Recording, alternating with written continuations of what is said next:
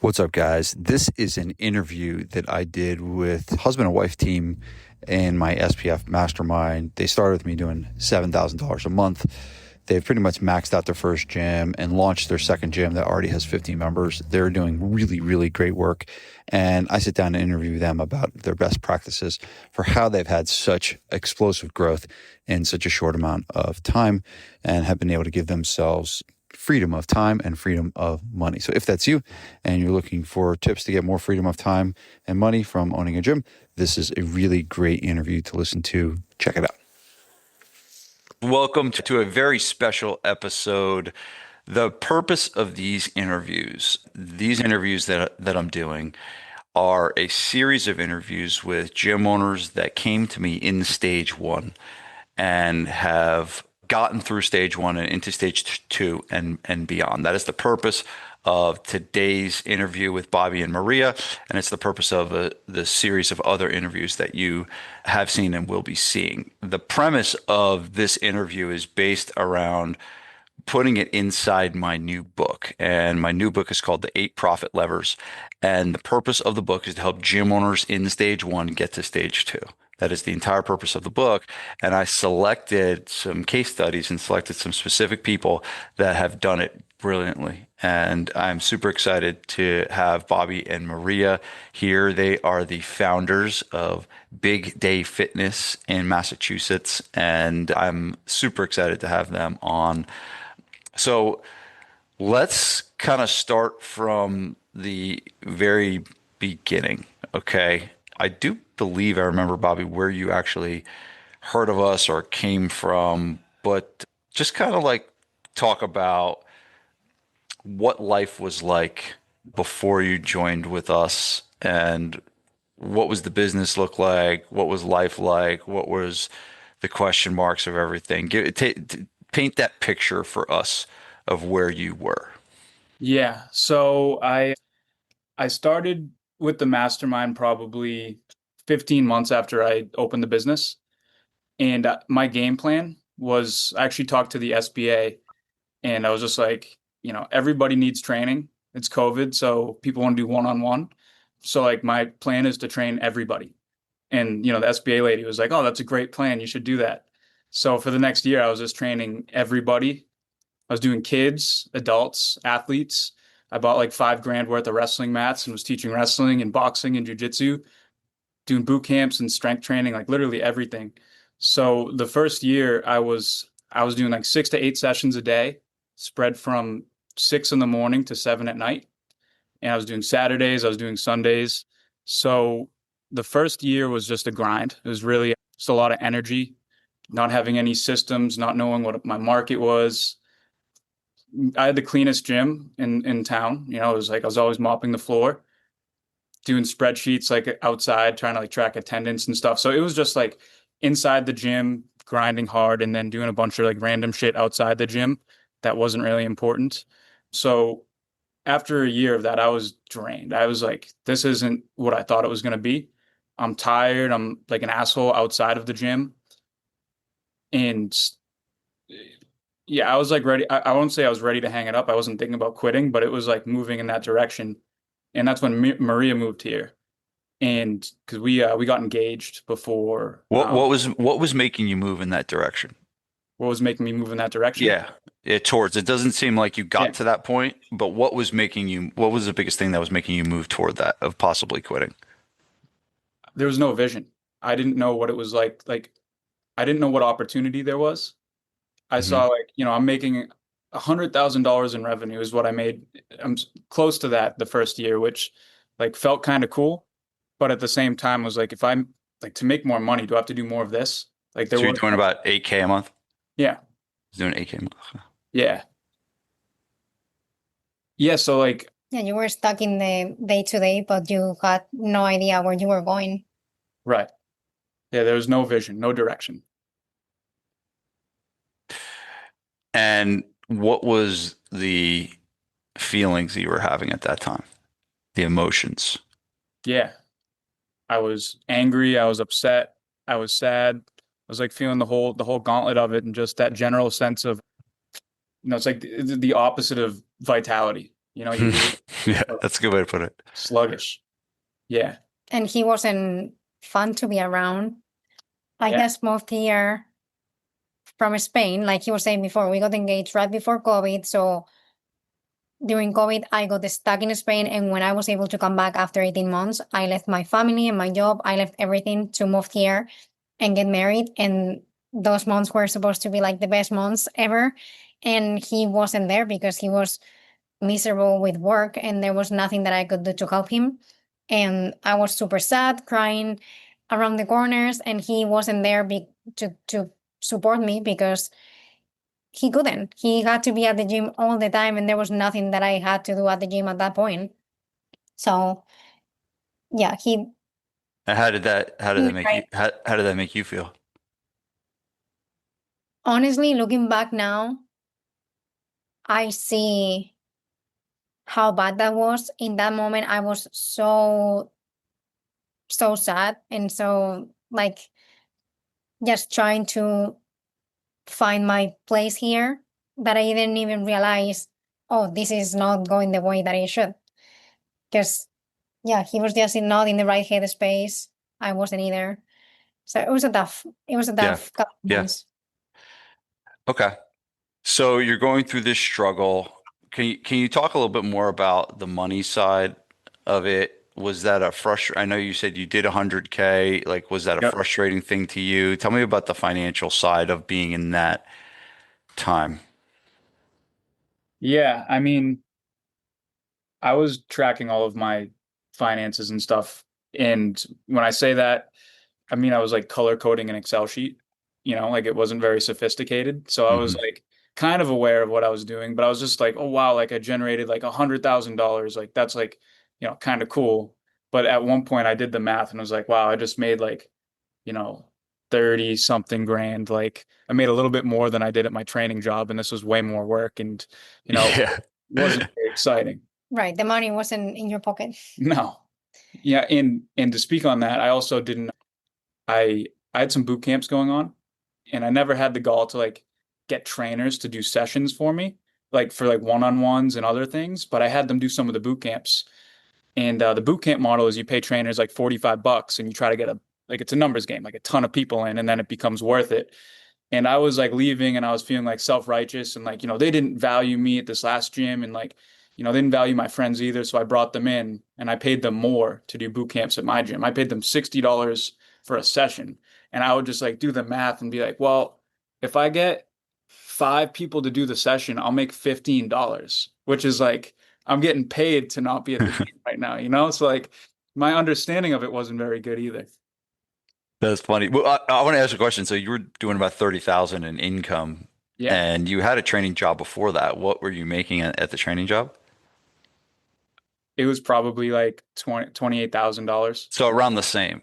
Yeah. Right. So Um, you were making the same money. Now, how many hours were you working to make the third? uh, Probably like 25, 30 hours, something like that. Like nothing, not even No, full, you know. for the gym. Oh, for the gym? Yeah. Oh, yeah, like Way more than 70 40K. hours. Yeah. Like, Yeah. yeah. So like you made the same money and so you ended up like making probably like $10 an hour. Yeah. It was definitely not a promotion. Yeah. Yeah. It's funny. It is like what I have friends that do college football coaching, and they would take how much college football coaches, especially if you're like a GA, they don't get paid very much money. And they would calculate, they would work like 90 hours a week and calculate how much they got paid. And they would make like my buddy told me he made like 25 cents an hour. Like it's suddenly like funny like that. But it's like, yeah, that's one of the pieces I touch on in the book a lot is like you go from trainer to business owner, you think you're going to make more, but per hour that you're actually working, you make a whole lot less, in the very beginning. So, well, yeah. So you guys did, I appreciate you sharing that. I know sometimes that can stir up some stuff, like as it does for me when I think about back in the day. You two at least made it. Me and Vanessa didn't even make it, and we had to patch it up. I actually talk about that a little bit in the book. So let's talk about, you're doing about 7, 8K a month. You're working, twice as much as you've ever worked before for the same or less money. Your business structure is kind of all over the place. You're training all these different types of people. What was the thing that made you, well, first, actually, how did you learn about us? How did you learn to come to one of our programs? Maybe share that. Yeah, so I started the business and it was with like a coach mentality. So I was listening to Strength Coach podcast all the time. I just wanted Yep, to, my friend Anthony Rena. Yep. yeah, it's awesome. And I thought that the better I got, the more people would come. That was like the only thing I had clear was like I just need to be a better trainer. That's what's going to get me successful. So I heard you one time do a pitch in like small group, and it made so much sense. I was like, I have all these clients that could come and train together, and make like recurring money, and it really spoke to me. So I ended up getting your book, but I didn't take any action on it. Was just in your I was in your Right then. like email list for the Email next us. Yep. calls. Yeah. So you threw out a 9-word email, something that we've used a lot now. That's helped us make a lot of money. It's awesome. Very cool. And yeah, you asked if we were interested in doing some like one-on-one business coaching, and I was like, yeah. Like at this point, it's December. Maria's been here for 3 months, Not and working. I couldn't work yet. So what he was making was for both. Mm, And we were lucky because we were living at his parents' house. We still right. are. But yeah. yeah, yeah. So she was at the gym with me, and I was like, I was about to get on a call with you, and we got on the call, and I told you, you asked me everything, like, how much money we were making. And I told you like 100K because this is December, so like the year's about to end. I was like, this is about to be $100,000 year, and I told you how much I was coaching. And the words you said to me were, "I don't see why you can't make $200,000 next year and be on the floor less." It So is. I did say that. That's a pretty bold statement, huh? yeah, that's what you said. Jeez. Well, you didn't say you're gonna make it. You said, "I don't see why not." Because like Okay. as we learned the next year, it's like the resources at SPF are all amazing, and it's like, but it's still on you to take the action. Yeah. You Yeah. know? So like it felt like looking back at it, what you said was just honest. Yeah. And you said that. And then you said, what was the investment? And I remember being in one of those wrestling mats at the gym behind him. I was just stretching or something. Yeah. And when you said that number, I was like, no way, we're not doing this. That's like half a salary for the year in Spain. Like it was a crazy amount of money for me. Yeah. Just moving from Spain, like at that point, it was like 3 months after. And So she listed all my wrestling mats on eBay, and we started with SPF. Oh, is that how? Oh, so wait. You sold stuff to get the money to do SPF. Yeah, well, we saw the Wow. direction and the Yeah. promise. We're like, well, wrestling camps aren't going to be our main source of revenue, so that was it hurt a little bit, but it made sense. yeah, he kind of convinced me that if this worked, it would have been so worth it. And looking at how things were going, we didn't really have many more options because we didn't know better. So we had to give it a chance. Yeah. Okay.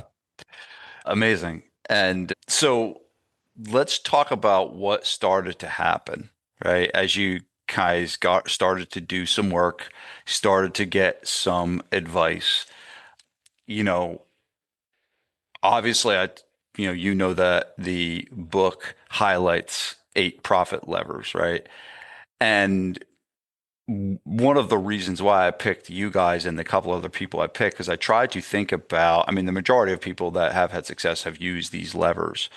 But when you start to think about which of the levers, you started to put into place, let's start to kind of weave that into the conversation here. But if you could think back and to be like, what were the things that started to happen in your business that made you start to be like, oh, we're actually making some progress. This is kind of a good thing that's happening here. What kind of lead us down the path? I'm sure that there's definitely a series of stuff that happened, right? Yeah. So lead us down that path of the story of how things started to get better. Okay. Well, the first thing is just, I know you mentioned in the packet, like what's the one moment And I was going into the gym one day after being in the group for a month, and we didn't change much. And just being like, sick to my stomach, and was like, this isn't it. Like, I hate this. So I called sick to all the clients. I was like, I'm not in today. And I called Marie and was like, hey, like, I need help making the small group thing happen. Like, can you help me turn it around? She was like, yeah, let's do it. So we came back and we're in my parents' living room for 3 days. Literally. Like So his dad would pass by and he would look at us weird, like, what are you guys doing here for like another day? He was like getting concerned. yeah. And well, and then looking at it for the So course of did you guys close the gym? yeah, Yeah, I was sick he for the was next 4 days. sick. Yeah. And You were then sick. 3 days, Sick. it was literally we had the whole living room full of papers and pens and schedule plannings and price sheets and notes from conversations with clients and notes about the app that we were going to set up, the new schedule, the new training model. It was like a movie, like papers everywhere in the walls, on the tables. Yeah. Yeah, so I mean, that one like time kind of set the pace for the next couple of years of growing, where we've done that a lot, where you used to say paid to think. Like, realize, like, Mhm. every time that we've had a period of we're sitting down for 3 days and figuring shit out, it always led to a lot of growth. So Yeah. that first time we got a schedule down where, like, now we're not at the gym for 13 hours, we're there for 6 to 7 hours. We have a standardized program, so we're not doing different shit with different people. We have an avatar. We have one person we're trying to help, and like we know who that person is. So after that, like, one sit down and meeting, that set the tone for the next 6 months to a year, where we just started to grow by a couple. So we did that, and we got to $7,000 a month again with 35 members. The small group. Yep. So we got rid of the boot camps and all the messy services that we were offering, and we just offer one thing, small group, and whoever wanted to stay could stay, and whoever didn't want to stay, they could leave. So essentially what happened was you restructured the business, right? Because that's one of the things a point that I make in the book is that, when you start and you guys are, textbook, the business structure doesn't make any sense, right? And so your big move was shifting the structure around where you were able to make the same amount of money, but I mean, a fraction of the hours and a fraction of the time with Yep. seemingly probably a smaller client base and a smaller program and everything like that, right? Yeah. Now it was recurring revenue because everybody was. Okay. So just real quick, what was the model before? It was just everything. So you did large group. Did you do any small group when you started? Like, I did semi-private training, so like, Okay, got not it. Yeah, like, yeah. like, I had friends that would train together, but it wasn't like this. People No would pay recurring. by session, or they could buy a package and he would have to punch the card. There was no secure payments. Yeah. Got it. So no recurring revenue at all. No. Wow. Okay, good. All right. So you guys, this is awesome. Like I can just see you guys now sitting in the living room, papers everywhere, restructuring the whole business. That must have been scary, huh? Oh yeah, setting up an app that we had never used, a new software. It was so freaking scary. Like we were actually sick to our stomachs for the 3 days. And that was one of the crazy things too, because starting the business, starting Big Day, people would always come to me and be like, dude, like, you started a business, like, good for you, like, respect. And like, I always just like, that's like implying that it's like a scary thing. I was never scared to to open the business or to run it. It was just like hard as fuck. Like, it was, I mean, swearing. No, you're good. You're good. You're it, good. it was it was just hard, you know what I mean? Like, it wasn't scary. But then we joined SPF, and like, then everything kind of got scary, because you're like telling us to do these things, and it's like I have to have some hard conversations with people. I have to set some different boundaries, and like, all of that stuff was like scary to do. So yeah, we were definitely out of our comfort zone doing a lot of these things. So when you made all those changes, like how did it go? Like did people start liking the product but better? Like what was life like? Like as you started to make that structural change, what were the things that started to happen that made you realize, oh, okay, this is good, this could work. Well, it's funny because we didn't do it progressively. We ripped the bandage You wrote the Like we Band-Aid. called everybody and we said, "There's no boot camps. This is what it's gonna be now. These are the sessions. You can book into them, and these are gonna be the prices." And some people liked it and stayed, and some people were freaked out and then left. And it turned out to be that the people that left were the ones that were promoting culture that we didn't want at the gym. Mm. So that whole change in the business model led to a whole change in the culture for good too.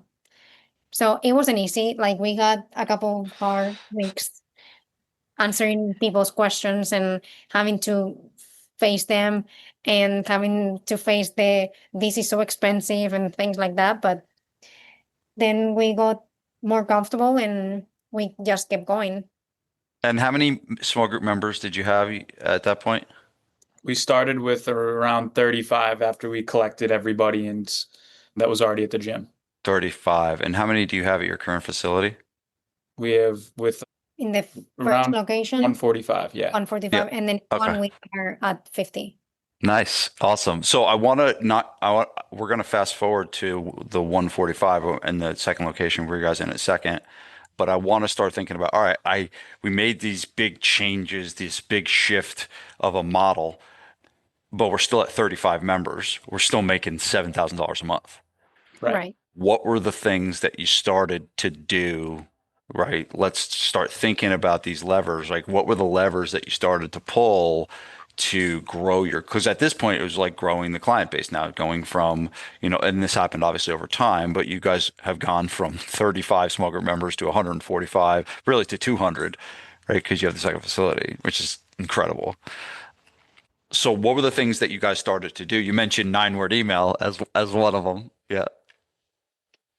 Yeah, all of that. So we started, building a list and emailing it. We got a website.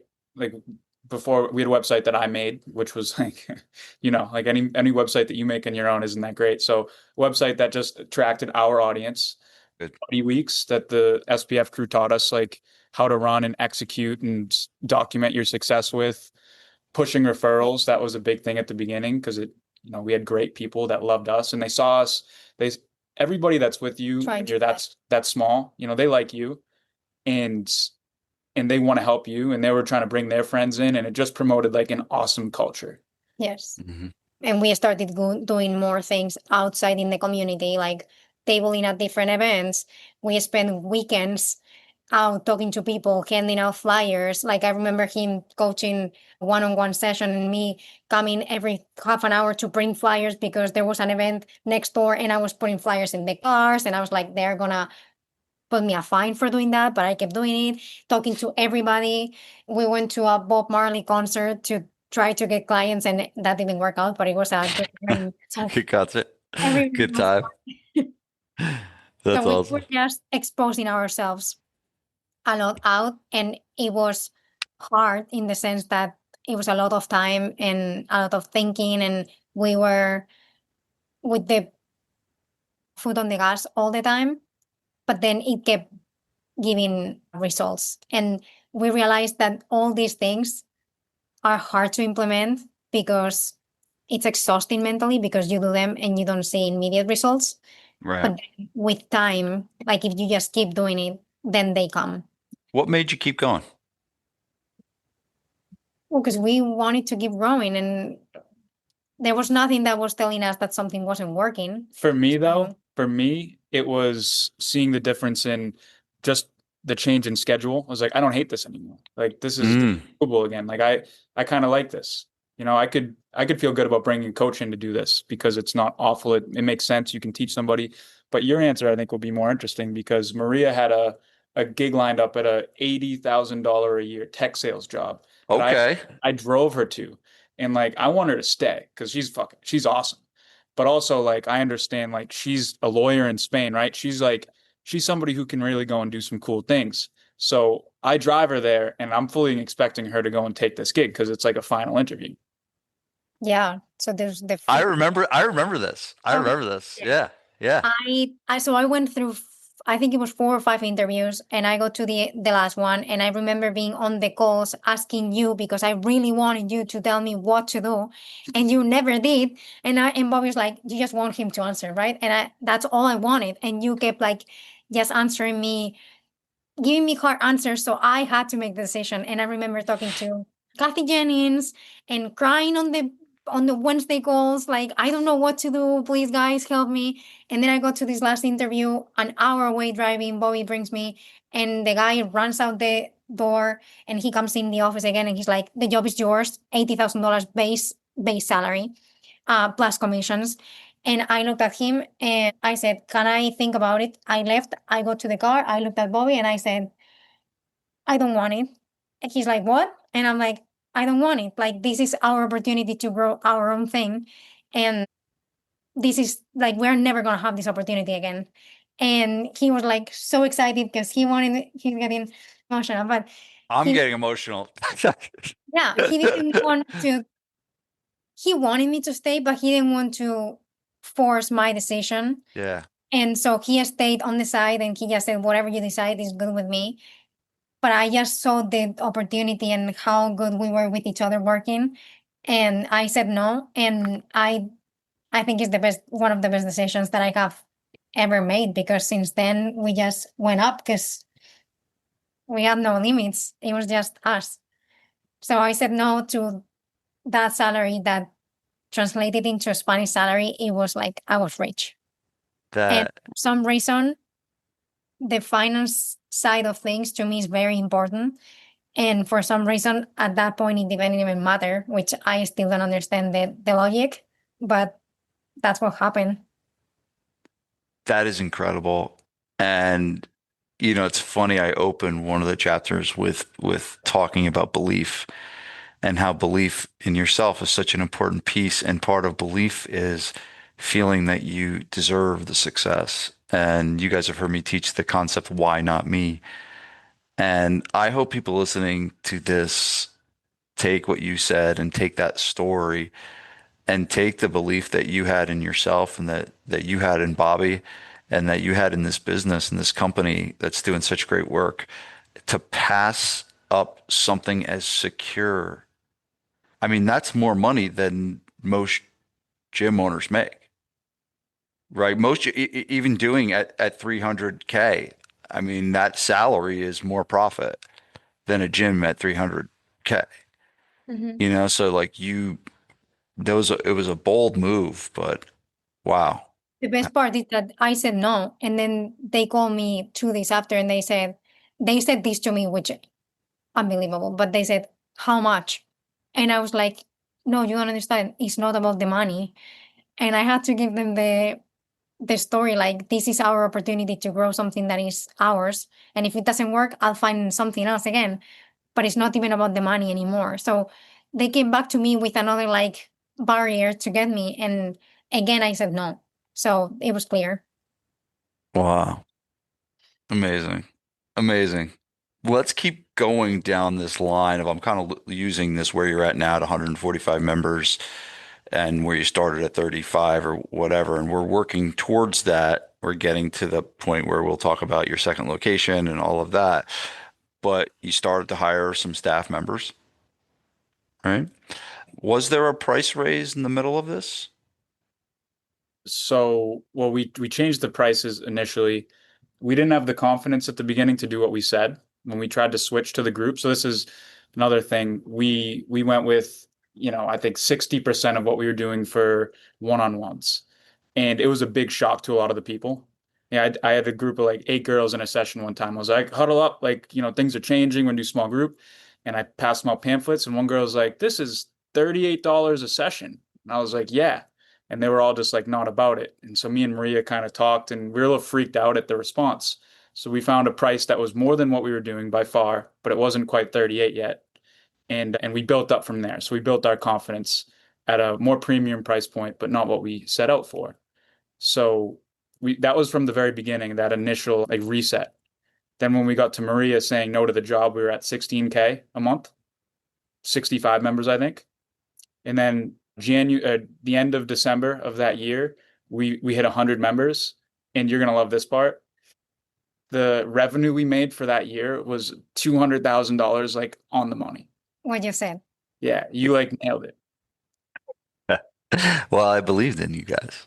So throughout that process, we never raised prices to current members, but when we did the switch to a small group, but we did price raises for You new did members. fresh for new members. Yes. Oh, We have done that like 3 or 4 times Yeah. you've done to that. our Okay, current price. Yeah. good, good, excellent. What have been some of the biggest drivers for you guys to get new customers? We've gone from 35. I know you talked a little bit about the community stuff, but what are the other things that you can lean on? Like you know my marketing glove concept, but like so what have been the fingers on the glove, the things that you've been leaning on the most to get new customers? Yeah. So referrals has been our biggest thing the past few years. Like 40% of our members, 45% of our members have come from referrals. And a lot of the referrals already know us. Like it's not their friend isn't always the first point of contact. So they've driven by, they've seen us at an event outside. They've, on our marketing list because they came in from a Facebook ad or they've been on our website one time. So we've been like hammering out all the different ways that like you guys have taught us to reach out to people and keep them in your bubble. Yeah. Email, referrals, community events, social ads, Yeah. Right and ventures. You guys have been running paid ads, correct? yes. Yep, good, good. Mhm. Okay, awesome. So let's kind of paint the picture, right? We've kind of like talked about all the things that got us to this point. Tell us where the business is right now. Like, where's the first location that you started? Where's the second one? Talk about the staff, talk about your roles. Like, try to paint me a picture of. We just painted a picture of. We had a crappy business model. We were making 7K a month. I was burned out and now we're fast forwarding a few years later. What do we got? Tell me, paint the picture for me. Yeah. November is gonna be the 5th year of the first location. And now we are 145 clients in location 1. We are hitting around $50,000 to $55,000 a month. The projection for the year for that location is going to be around 620 or something like that. Amazing. We have a team of, in total, 5 with us included. So we have 3 full-time trainers for both locations, and we are about to hire a 4th one. And we have the second location. We just opened September 1st. So this is our 4th week. And we are, I think, exactly 47 clients. We have already covered the operation, how do you say? Operating costs? Operating expenses. Yeah, operating expenses. And Good. that facility is run by one of our coaches right now with my help. So right now, Bobby's in location 1 with the other 2 coaches, and I'm in location 2 with the other coach. And we have more time. We're working all the time because you know how it is, but we have more time freedom to do it whenever we want to do it. We don't have to be at the gym all the time. Well, you guys did take a 2-week vacation to Spain, right? We took a 2-week vacation, but we went to the West Coast. We Oh, right. camper van. The 2-week vacation to Spain is still coming up. Yes, we are leaving in a month. We are going You're for leaving in a month? 10 days to Spain for a wedding. Yeah. So yeah, we have more. So but going back to the California trip, is that where you were, California? Yes, And you took 2 full weeks? a little more. I think it was 19 days. Yeah. And 19 days. I got to get on your plan. I haven't had 19 days off in a long time.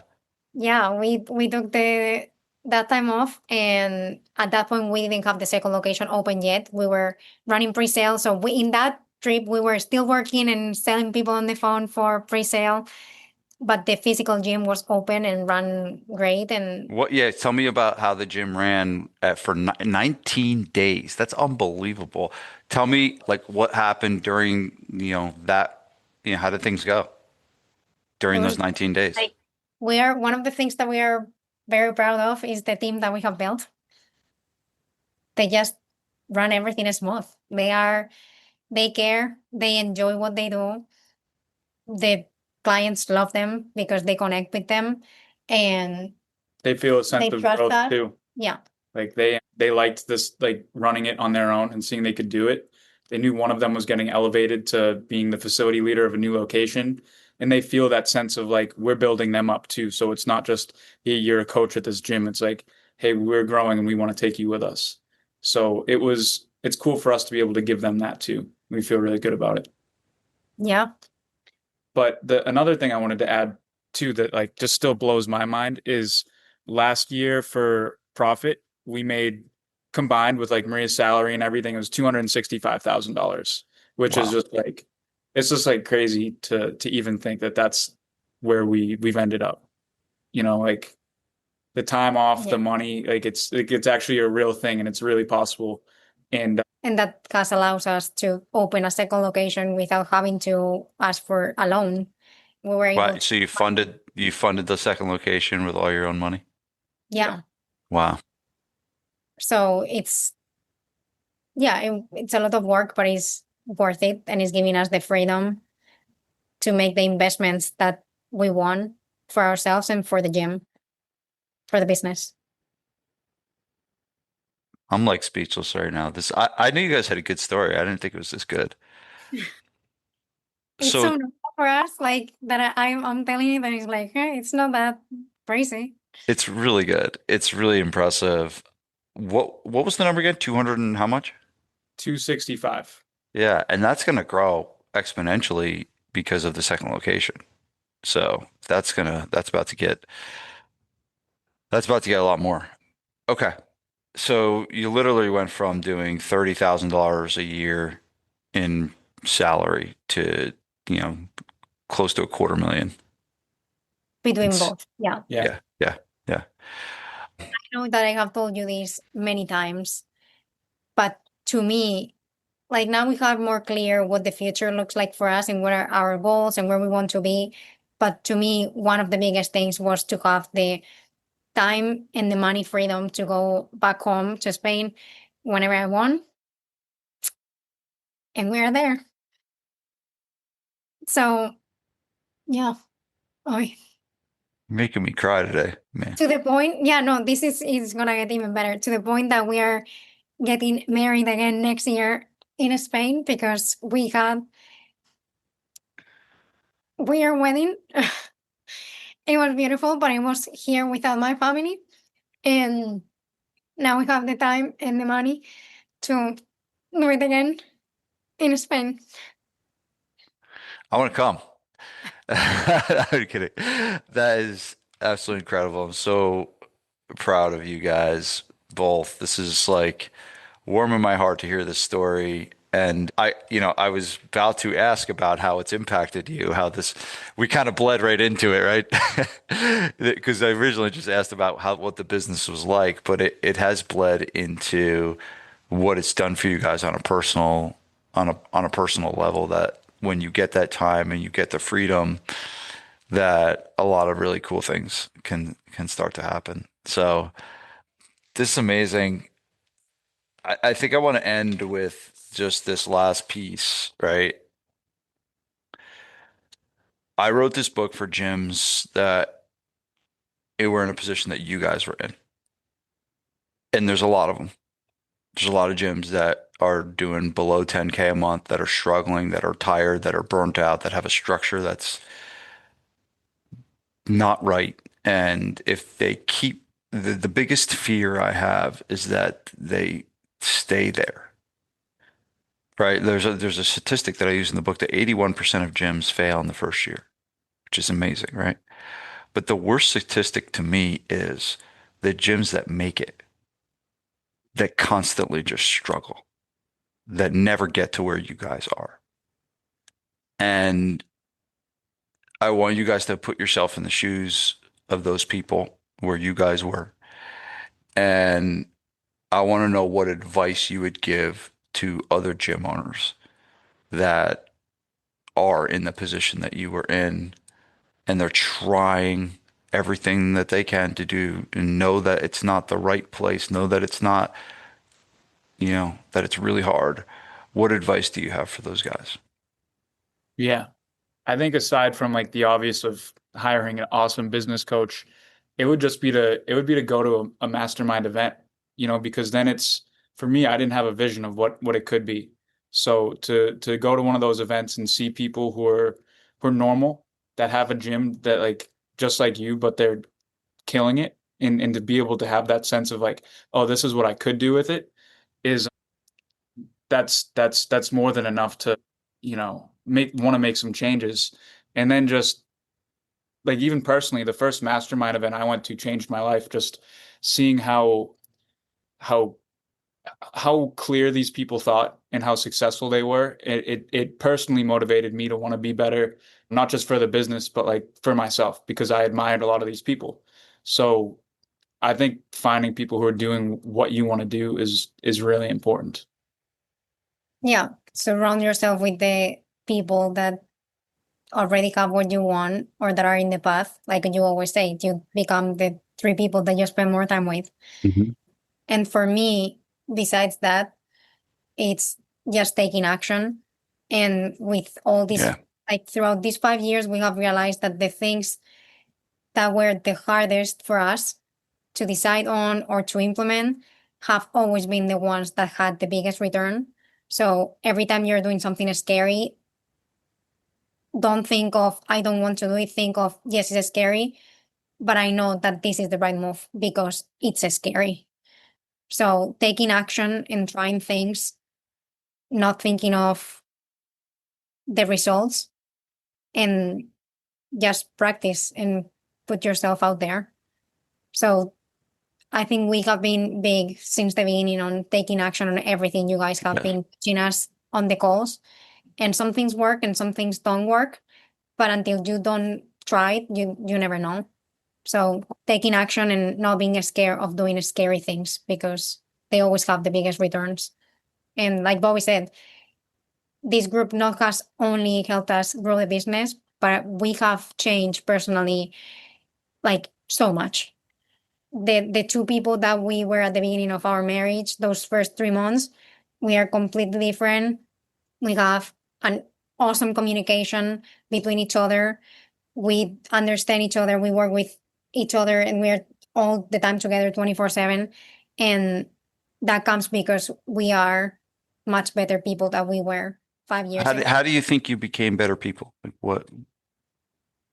Well, I don't want to give you too much credit, but you always teach us how to the mindset side of things, right? And how to if you're if you're not in the right place mentally, your business cannot keep growing. Hmm. So we didn't just focus on doing things at the gym. We spend a lot of time on reading self-improvement books, listening to podcasts, reading about business, listening to other business coaches, other business owners. And just it's a constant work on ourselves, on communication skills, on leadership skills. And all of that is translating not just into where the business is going, but on us personally, how we connect with other people, with the clients, just building other relationships. Yeah, I think the the first year, like I said, it was really hard and grinding, but I don't think I changed much as a person that first year of just being by myself. Like I maybe became a better coach for more reps, but it was as soon as we started doing like the scary things that, you guys told us we needed to do to grow, like you have to face your self-limiting beliefs. And sometimes like, things don't work out, but when they do, it's like, shit, like this worked out better than I even thought it could have.